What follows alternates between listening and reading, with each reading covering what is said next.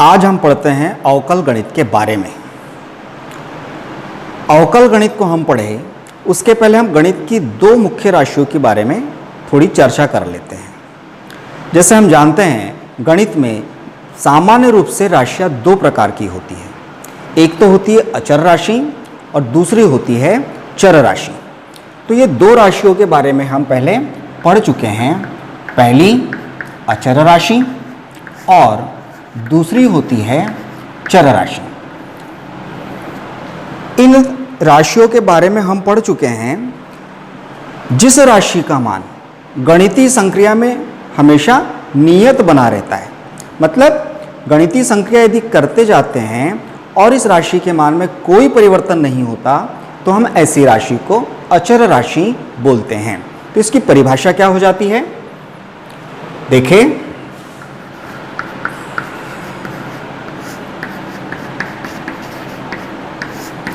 इसकी परिभाषा हम दे सकते हैं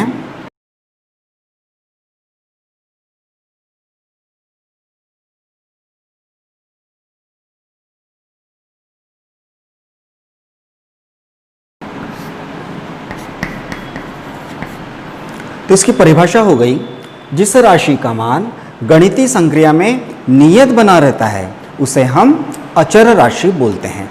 जैसे एक उदाहरण लेते हैं हम। माना कि कोई एक वर्ग है और इसकी भुजा की माप मान लेते हैं 4 सेंटीमीटर है।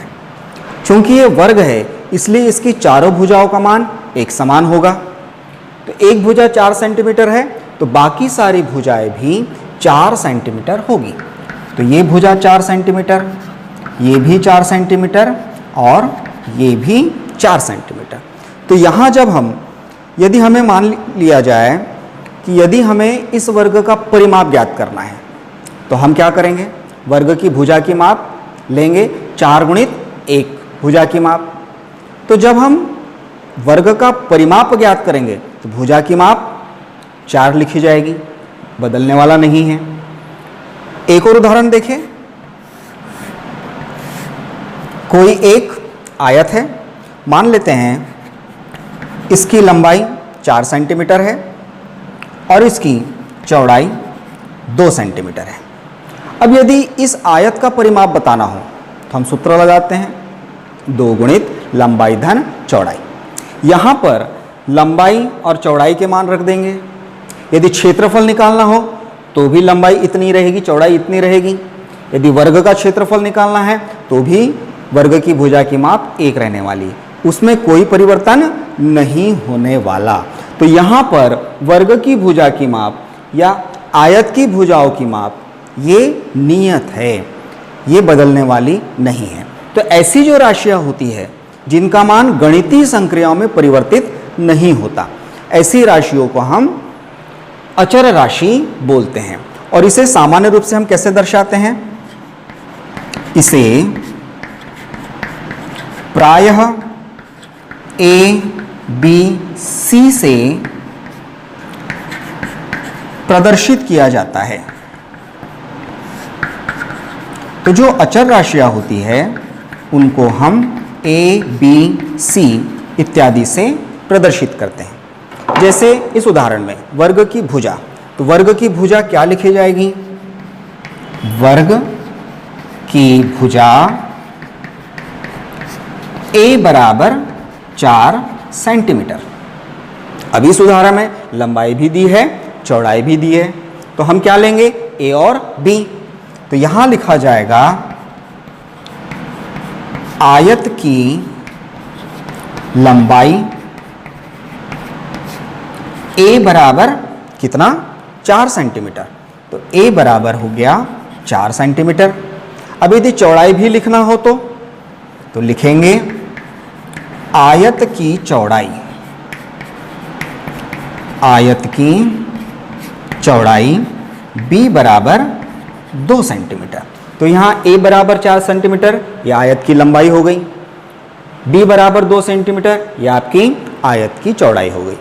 तो जिस राशि का मान गणितीय संक्रिया में नियत बना रहता है, ऐसी राशि को हम अचर राशि बोलते हैं और इसे हम प्रायः अंग्रेजी वर्णमाला का जो छोटा अक्षर है ABC इत्यादि से प्रदर्शित करते हैं।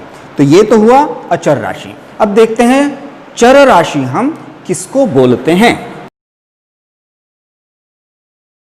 अब देखते हैं चर राशि।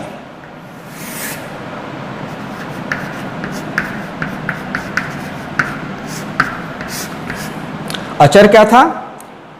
मान उसका नियत बना है। चर क्या होगा? तो ऐसी राशि जिसका मान बदलते रहता है, नियत नहीं रहता, ऐसी राशि को हम चर राशि बोलते हैं। तो इसकी परिभाषा हो जाती है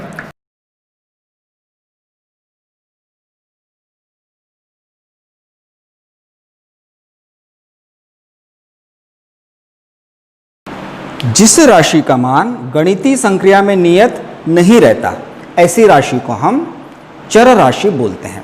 जैसे मान लिया जाए, एक उदाहरण लेते हैं हम कि किसी पिता की आयु 40 वर्ष है।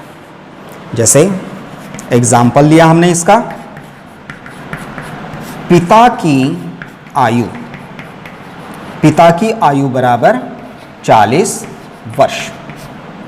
अब यदि पुत्र की आयु ली जाए, पुत्र की आयु बराबर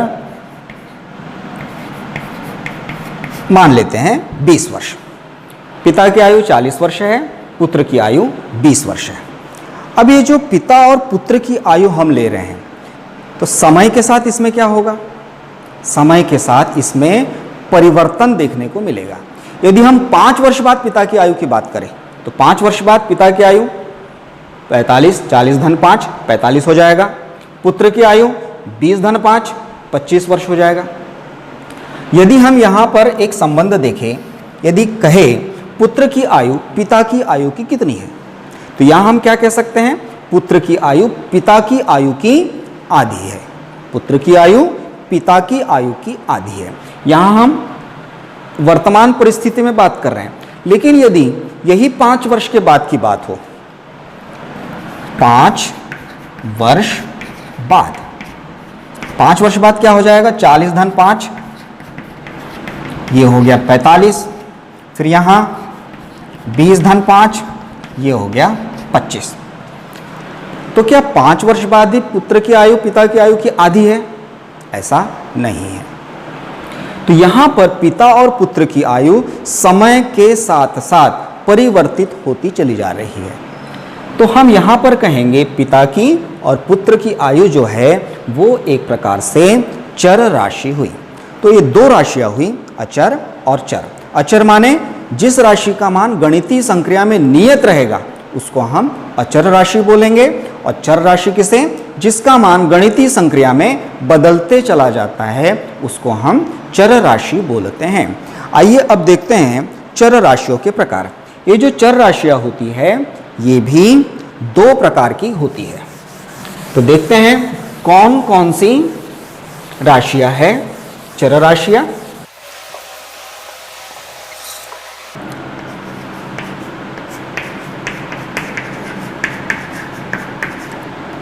चर राशियों के प्रकार, इन प्रकारों को अब हम देखते हैं।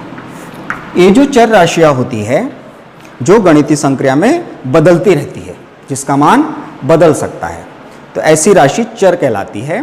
और ये मुख्य रूप से 2 प्रकार की होती है। एक तो होता है स्वतंत्र चर और दूसरा होता है परतंत्र चर। अब स्वतंत्र क्या और परतंत्र क्या, एक उदाहरण लेते हैं। मान लिया कोई एक समीकरण है y बराबर x धन 2। अब यदि यहां पर हम x का मान 1 रखें, x का मान कितना? 1 रखें, x बराबर 1 रखने पर 1 रख दिया x की जगह पर, तो समीकरण बन जाएगा y बराबर 1 धन 2। मतलब y बराबर कितना मिल रहा है? 3 मिल रहा है। एक और उदाहरण लेते हैं। उदाहरण वही है, मान बदल देते हैं। x का मान 1 रखा, अब x का मान कुछ और रख देते हैं, x बराबर 3 रख देते हैं। तो x का मान यदि 3 रख दे तो y बराबर कितना? यहाँ x की जगह 3 रख दिया तो y बराबर 3 धन 2 मतलब y बराबर 5। अब यहाँ क्या ध्यान में आ रहा है, x का मान कुछ भी रखा जा रहा है। x बराबर 1 रखा, x बराबर 3 रखा, और भी कुछ रख सकते हैं, x बराबर 10 रखते हैं, x बराबर 20 रख सकते हैं, कुछ भी हम रख सकते हैं। तो क्या हो रहा है, जैसे जैसे x का मान बदलता है वैसे वैसे y का मान भी बदलता है। तो y का जो मान है वो किस पर निर्भर कर रहा है, y का मान हम देख रहे हैं x के मान पर निर्भर करता है। तो इस उदाहरण में x आपका स्वतंत्र चर हुआ क्योंकि इसके साथ कोई कंडीशन नहीं है, आप इसका मान कुछ भी ले सकते हैं। तो x एक स्वतंत्र चर है और y चूंकि x के मान पर निर्भर करता है, x का मान बदलता है तो y का मान भी बदल जाता है। तो हम यहाँ पर y को क्या कहेंगे, y को बोलेंगे परतंत्र चर। तो आइए अब इसकी परिभाषा लिख लेते हैं। पहले स्वतंत्र चर, इसकी परिभाषा हो जाएगी जो चर स्वेच्छा से कोई भी मान ग्रहण कर सकता है। ऐसा चर जो स्वेच्छा से कोई भी मान ग्रहण कर सकता है उसको हम स्वतंत्र चर बोलते हैं। ये परिभाषा हो जाएगी। ऐसा चर जो स्वेच्छा से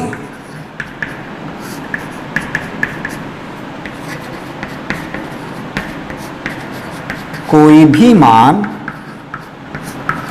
ग्रहण कर सकता है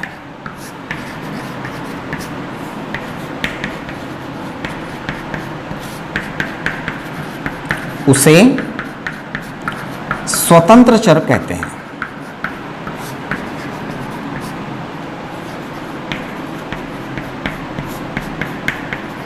तो ये तो हो गई आपकी स्वतंत्र चर की परिभाषा। अब आ जाइए परतंत्र चर पर। परतंत्र चर किसे बोलेंगे, ऐसा चर जो किस पर निर्भर हो, स्वतंत्र चर पर निर्भर हो, उसे हम परतंत्र चर कहते हैं। तो परिभाषा हो जाती है ऐसा चर जिसका मान स्वतंत्र चर पर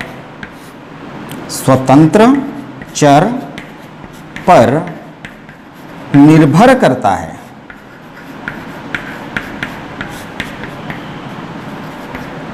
उसे परतंत्र चर कहा जाता है या परतंत्र चर कहते हैं। तो ये हो गई स्वतंत्र चर और परतंत्र चर की परिभाषा। अब इस परिभाषा के बाद ये आप उदाहरण दे दीजिए। इस उदाहरण में y बराबर x धन 2 है, x का मान 1 रखते हैं तो y का मान 3 मिलता है। यदि इसी उदाहरण में x का मान 3 रखते हैं तो y का मान 5 मिलता है। तो यहां पर इस उदाहरण में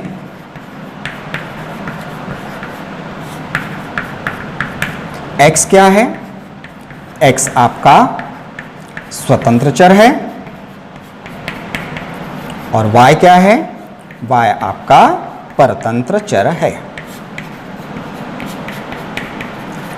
तो ये हमने दो चर देखे, स्वतंत्र चर और परतंत्र चर, और साथ ही साथ अचर राशि भी देखी।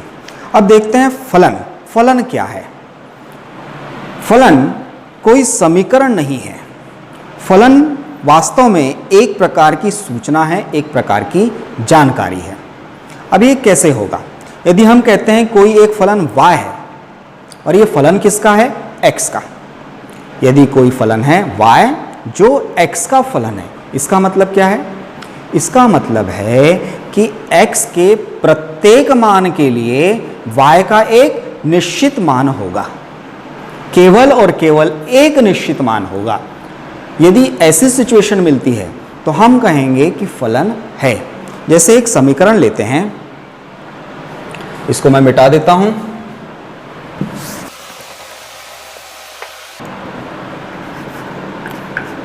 y बराबर x वर्ग धन 2x धन 1। एक समीकरण देखें, इसको हम x का फलन बोल सकते हैं। क्यों बोल सकते हैं? डेफिनेशन क्या पढ़ी हमने कि x के प्रत्येक मान के लिए y का एक निश्चित और अद्वितीय मान होना चाहिए। तो देखते हैं है क्या। अब यदि यहाँ पर x का मान 2 रखा जाए, यदि x बराबर 2 हो तो y बराबर क्या मिलेगा? सरल करें, y बराबर हो जाएगा आपका 2 का वर्ग, जहाँ जहाँ x है वहाँ वहाँ 2 रख दीजिए, तो x वर्ग की जगह 2 का वर्ग हो गया। फिर क्या है 2x माने 2 गुणा 2 धन 1, और सरल करें तो 2 का वर्ग 4 धन 2 गुणा 2 4 धन 1, तो ये कुल मिलाकर हो जाता है 9। 4 4 8 और 8 और 1 9।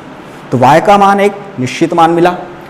x रखा था हमने 2, तो y का मान 9। ये एक निश्चित और अद्वितीय मान है।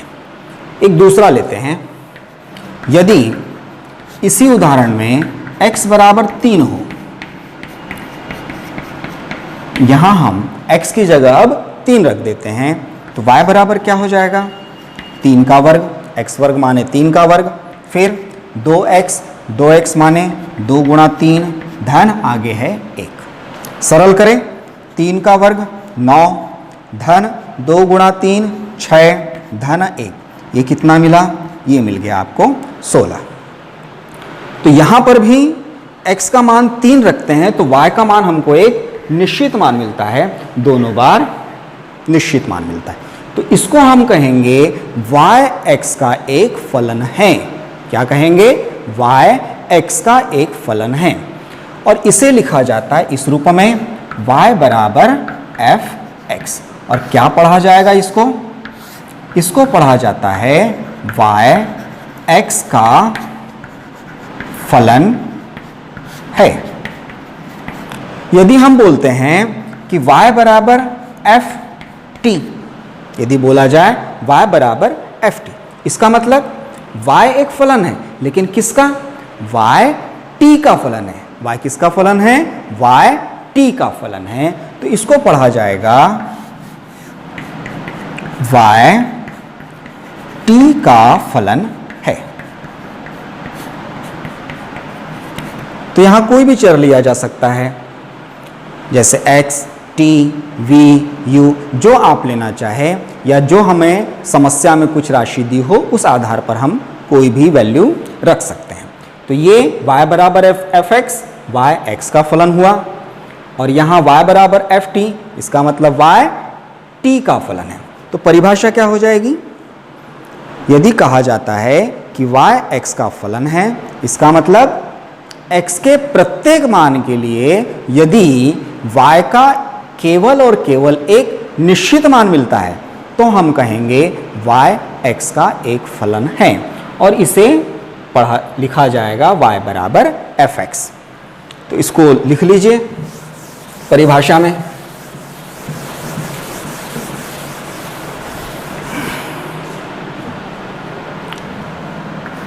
फलन की परिभाषा ऐसी हो जाएगी, y x का फलन कहलाता है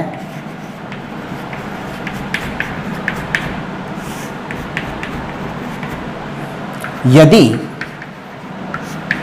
x के प्रत्येक मान के लिए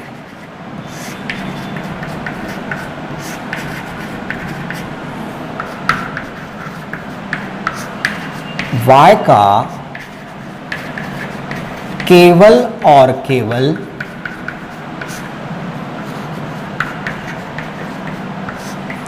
एक अद्वितीय मान हो। कैसा मान हो? अद्वितीय। एवं निश्चित भी बोल सकते हैं।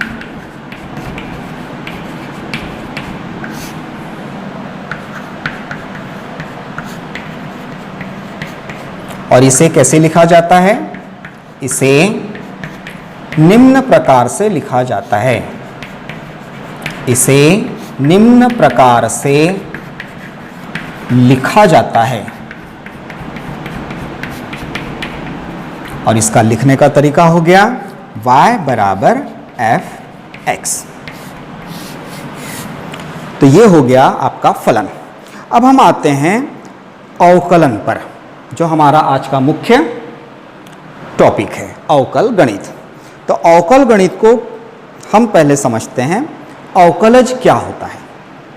अवकलज यदि समझ में आ गया तो आप अवकलन को और अवकल गणित को सरलता से समझ सकते हैं। मान लेते हैं ये जो हमने फलन पढ़ा, फलन से ही आगे बढ़ते हैं, क्योंकि अवकल गणित में फलन का ही अवकलन किया जाता है। तो मैं इसको मिटा देता हूं फिर से एक बार।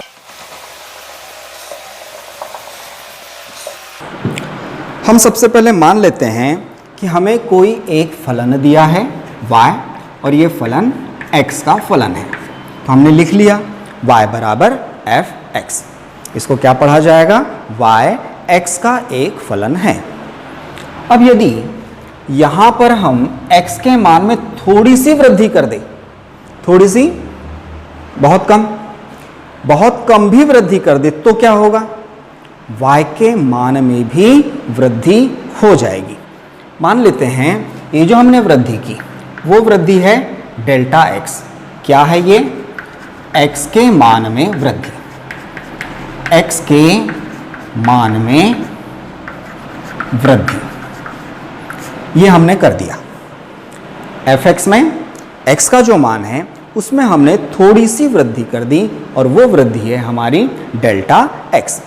अब यदि ये डेल्टा x वृद्धि कर दी जाए और y के मान में डेल्टा y वृद्धि हो जाए तो हम क्या बोलेंगे, तब हम बोलेंगे फलन आपका y धन डेल्टा y बराबर f(x) धन डेल्टा x। पहले था y बराबर f(x), अब x के मान में आपने चेंजेस कर दिया, थोड़ा सा बढ़ा दिया मान, और बढ़ा हुआ मान है डेल्टा x। तब फलन के मान में भी वृद्धि हो जाएगी और ये वृद्धि है डेल्टा x। अब यदि इसे समीकरण 1 बोला जाए और इसे समीकरण 2 बोला जाए, अब 2 में से 1 को घटा देते हैं। समीकरण 2 में से 1 को घटाने पर, क्यों घटा रहे हैं, पता करने के लिए कि कितनी वृद्धि हुई। ये पता करने के लिए हम समीकरण 2 से समीकरण 1 को घटा देते हैं। घटा दिया तो ये हो गया y धन डेल्टा y, समीकरण 1 का लेफ्ट हैंड साइड माइनस, नहीं, समीकरण 2 का लेफ्ट हैंड साइड माइनस समीकरण 1 का लेफ्ट हैंड साइड। अब ऐसे ही राइट हैंड साइड में आ जाइए, तो ये हो गया राइट हैंड साइड का value f(x) plus delta x minus f(x). इस ब्रैकेट को ओपन कर दिया तो क्या मिलेगा, y से y कैंसिल हो जाएगा, तो आपको मिलेगा डेल्टा y बराबर f(x) धन डेल्टा x माइनस f(x). ये हुआ फलन y के मान में वृद्धि। अब यदि हम बताना चाहे इस वृद्धि में जो परिवर्तन हो रहा है, मतलब y के मान में जो परिवर्तन हो रहा है उस परिवर्तन की दर क्या है, यदि हम यहाँ पर ये बताना चाहते हैं कि y के मान में जो परिवर्तन हो रहा है उसके परिवर्तन की दर क्या है, तो ये जो परिवर्तन हो रहा है y में किसके कारण हो रहा है, x के मान में परिवर्तन के कारण हो रहा है। और x का मान कितना परिवर्तित किया जा रहा है, डेल्टा x। तो दोनों पक्षों में हम डेल्टा x का भाग दे देते हैं, तो डेल्टा x का भाग दे दिया तो हमें मिल जाएगा परिवर्तन की दर। तो यहाँ डेल्टा y बटा डेल्टा x, ये बराबर कितना, f(x) धन डेल्टा x माइनस f(x) बटा डेल्टा x। अब यहाँ पर ये जो डेल्टा x है ये शून्य की दिशा में अग्रसर हो, शून्य की दिशा में अग्रसर हो का मतलब शून्य हो जाना नहीं, शून्य के ऊपर जो थोड़ी वैल्यू है, जो शून्य नहीं है, शून्य से थोड़ी सी ज़्यादा वैल्यू, इसको आप पढ़ते हैं लिमिट में।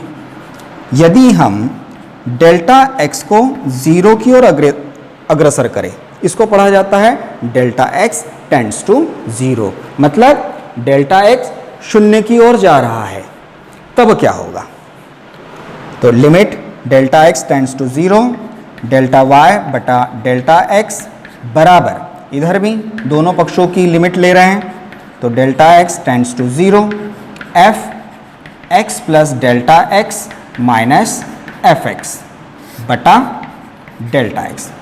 तो यहाँ पर ये जो वैल्यू है इसे कहा जाता है y के मान में परिवर्तन की दर। और किसके सापेक्ष? x के सापेक्ष। यदि x का मान परिवर्तित हो रहा है तो y का मान किस प्रकार बदलेगा, उसके परिवर्तन की दर क्या है, उसे कहा जाएगा limit delta x tends to 0 delta y बटा डेल्टा x। ये y के मान में परिवर्तन की दर है। तो यहाँ लिख लीजिए, यहाँ limit delta x tends to 0 delta y बटा डेल्टा x क्या है, y के मान में परिवर्तन की दर है, परिवर्तन की दर है। अब इतना बड़ा लिखने में थोड़ी सी असुविधा होती है, तो इसे सरल रूप में लिखा जाता है dy बाय dx। तो इसे ही सरल रूप में लिखा जाता है dy बाय dx। तो ये जो dy बाय dx है इसे ही कहा जाएगा y के मान में x के सापेक्ष परिवर्तन की दर। और ये जो dy बाय dx मिला इसे ही कहा जाता है अवकलज, अवकलज या फिर अवकल गुणांक, अवकल गुणांक। ये दो शब्द है, कभी अवकलज भी बोल सकते हैं आप और अवकल गुणांक भी बोल सकते हैं।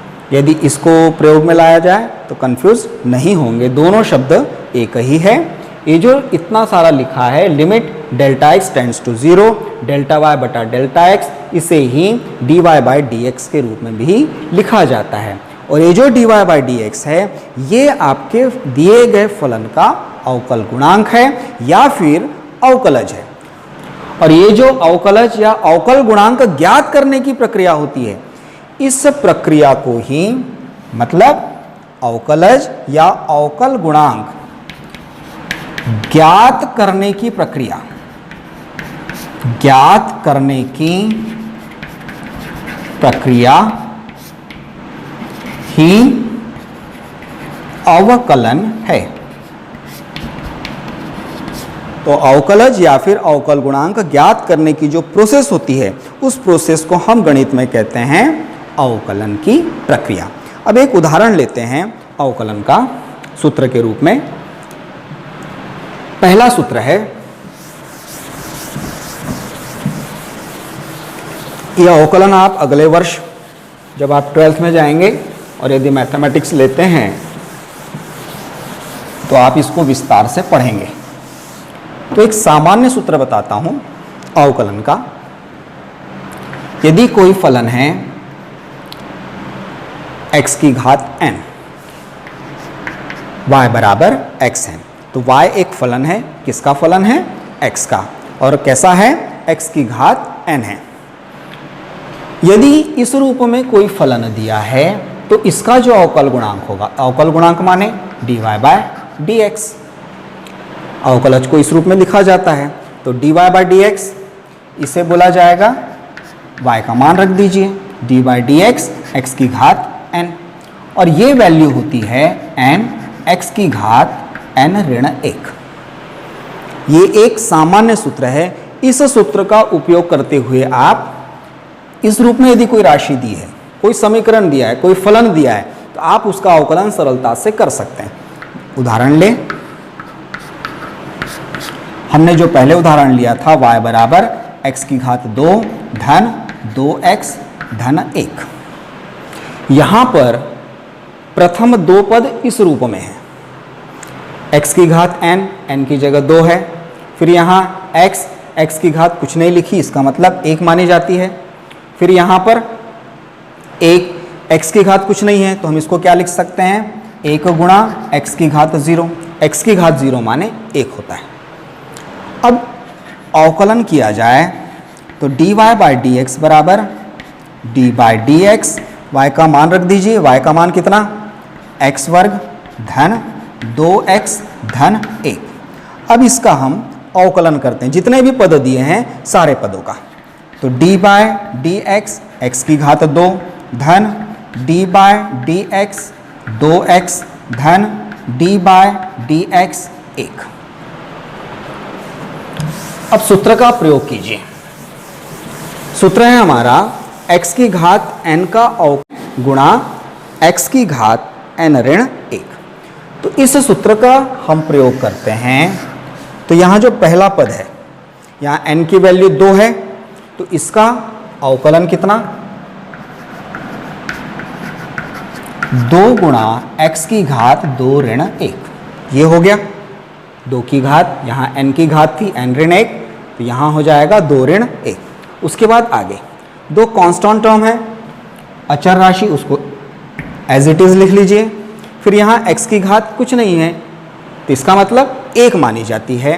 तो यहाँ सामने 1 आ गया सूत्र का प्रयोग करने पर, n गुणा x की घात n-1 मतलब 1 ऋण 1। फिर आगे यहाँ कुछ नहीं है, x का पद ही नहीं है, इसका मतलब x की घात 0। इसको अलग से समझे, इसको अलग से समझते हैं। यहाँ पर d by D x x की घात 0 बराबर क्या होगा।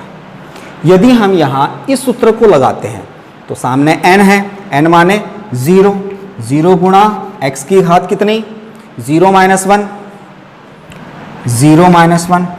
अब यहाँ 0 से यदि किसी राशि को गुणा कर दिया जाए तो कुल मान हमेशा 0 ही मिलेगा।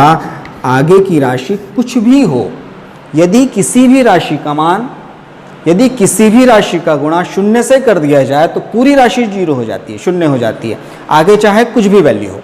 तो यहाँ पर ये जो x की घात 0 है, इसका यदि अवकलन किया जाए d by D x x की घात 0, तो ये मिलता है हमको 0। ये जो x की घात 0 है, ये हमने किसके साथ लगाया, यहाँ पर जो 1 दिया था 1 के साथ लगाया। इसको हम 2 के साथ भी लगा सकते हैं, 2 गुणा x की घात 0, 3 गुणा x की घात 0, 4 गुणा x की घात 0।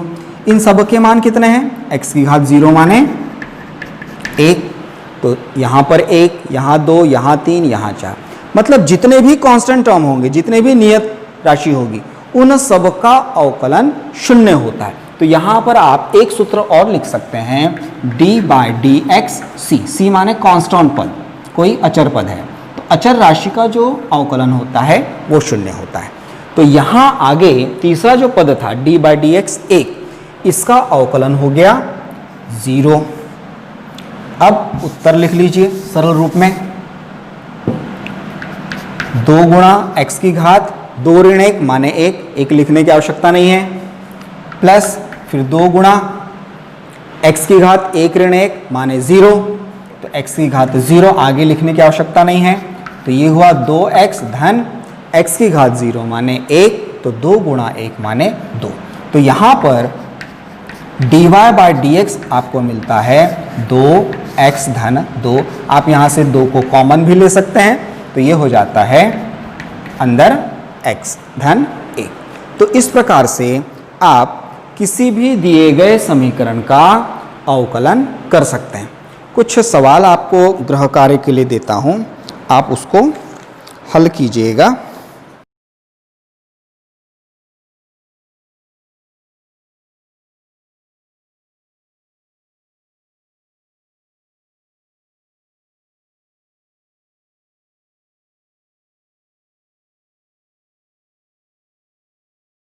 इनको आप सूत्र का प्रयोग करेंगे, d by D x x की घात n, और ये अवकलन होता है n गुणा x की घात n ऋण 1। इस सूत्र का प्रयोग करते हुए इन 3 सवालों को आपको हल करना है। यहाँ एक चीज़ ध्यान रखेंगे, यदि कोई कांस्टेंट पद आता है, कोई अचर राशि आती है, तो उसका अवकलन 0 होता है। जैसे यहाँ 5 है तो इसका अवकलन 0 होगा। यहाँ वर्गमूल x है, मतलब x की घात 1/2, जैसे यहाँ 3/2 है वैसे ये हो जाएगा 1/2।